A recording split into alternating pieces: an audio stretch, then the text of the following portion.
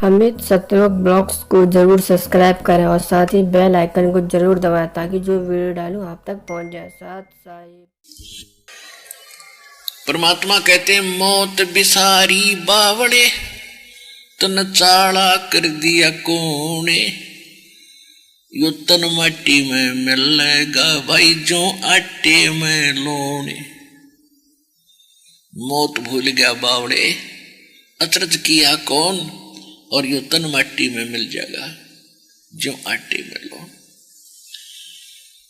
कहते हो छत्रपति की राख पे अब गद्दा लोट लगावे है। वो सारी पृथ्वी का राजा छत्र ऊपर चला करते राजाओं के। कहते हो छत्रपति की माटी पे राख पे उसका अंतिम संस्कार करने के बाद कहते गदा लोटा उसके ऊपर वांडी पा के अंडे था। और स्वयं गदे की योनि में गया होगा, अपने भाइयों बैठा होगा गद्या में। फिर वो तो कहने का भाव ये है, परमात्मा हमें याद दिलाते हैं कि इस लोक का युग कोई अच्छी चीज नहीं है।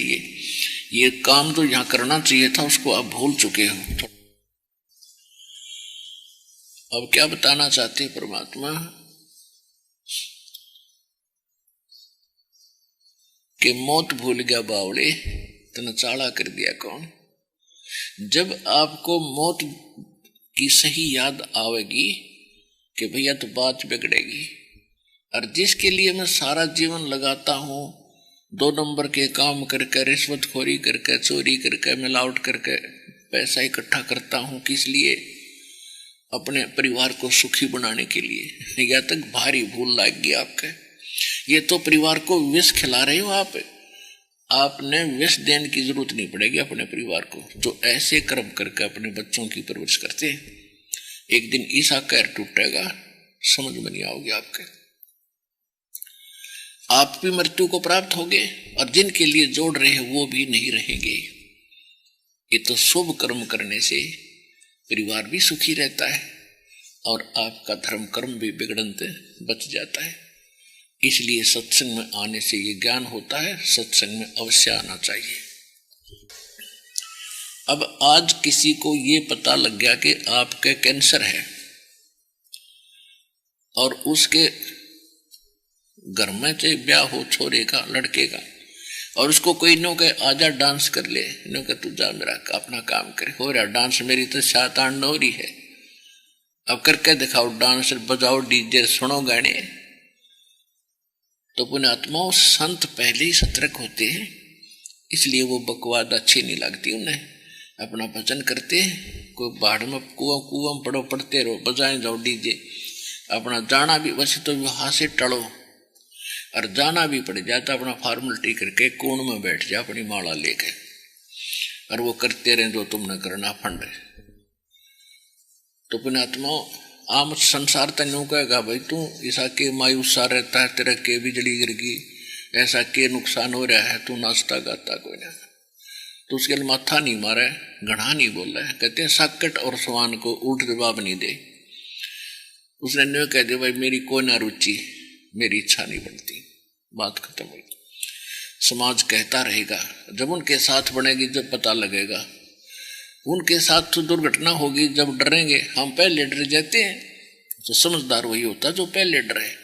ये कोई चोरी करने चला है और उसने कोई समझाओ बेटा अच्छी बात नहीं, चोरी करेगा पकड़ा जाएगा, पुलिस पीटेगी, फिर काला मुंह करेंगे, जेल में डाला जाएगा, और वो नौको देखी जाएगी। और कोई बुद्धिमान है वो डर गया उन बातों से, वो डर गया तो उसको बच गया बीमार उस दुख से। अन्यों को देखी जाएगी, जो नहीं डरा तो उसके लिए तो बना ही बनेगी। तो हम समझा दिए भगवान ने, तो हम डर गए, ये काम नहीं करेंगे। और जो नहीं डरते चोरी करने गए तो पकड़े भी जाएंगे एक दिन।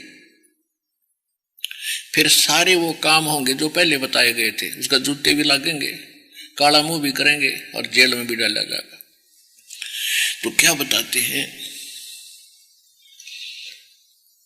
कि पतझड़ आवत देख के यो बन रोवे मन माही, वो ऊंची टणी पात थे आज पीले हो जाही। पात झड़न तार्यों कहे सुन भई तरवर राय, अब के बिछड़े नहीं मिले, न जाने कहाँ गिरेंगे जाए। तरवर कहता पात से, सुनो पात एक बात, यहाँ की यह रीति है, एक आवत एक जात। दादा मर गया, पोता हो गया, पहले वाले पत्ते पीले होकर गिर गिर नए फूट आए। कहते यहाँ की एक रस्म है, ये रिवाज है, यहाँ की यही रीति है, एक मरे दूसरा पैदा हो गया, वो मरेगा फिर और पैदा हो गया।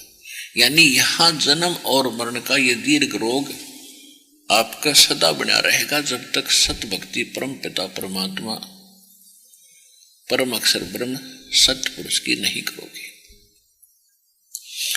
तो क्या कहते हैं कि पात झड़नता यूं कहे, सुन भाई तरवर राय, कि हे तरवर राज, अब मेरी बात सुन ले।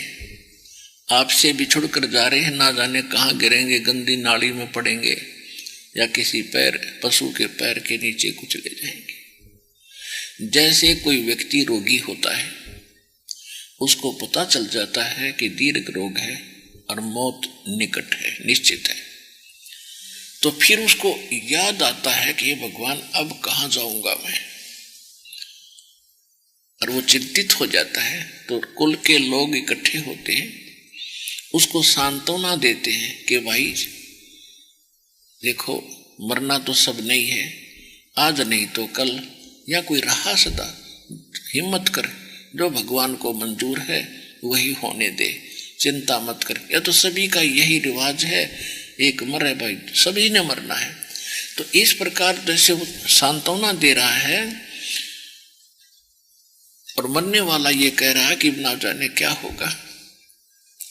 तो पात जड़नता यूं कहे, सुन भी तरवर राय, अब के बिछड़े ना मिले, ना जाने कहाँ गिरेंगे जाए।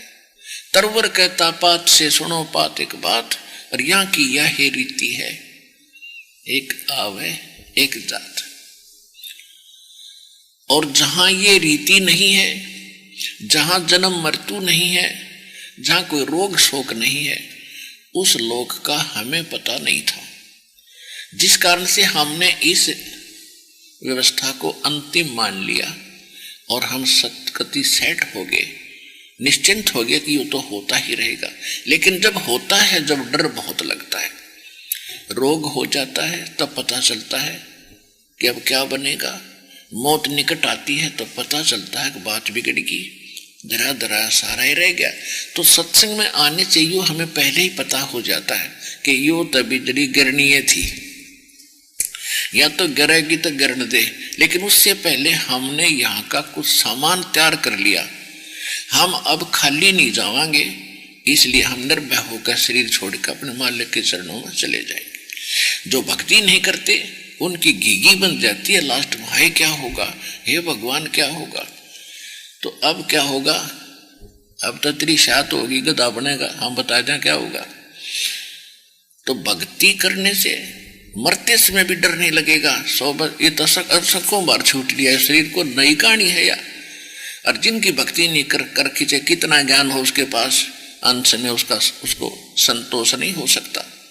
भक्ति की शक्ति दिल में डांटेगी और 100 आपदाओं को दूर करेगी। इसलिए भगवान की आवश्यकता घनी है, उसको हम भूल गए। और जिन भगवानों की हम भक्ति करते थे वो हमें कोई राहत दे ही नहीं सकते थे, वो तो वर्क डन देते थे, किया कर्म ही दे सकते थे। और ये समर्थ परमात्मा कबीर भगवान हमारे बुरे संस्कारों को मेट कर उनके ऊपर कलम साइन कर देता है। कहते हैं परम कर्म ब्रह्मांड के मैं पल में करहूं नेस, जिन हमरी दुहाई दी सो करो हमारे पेश।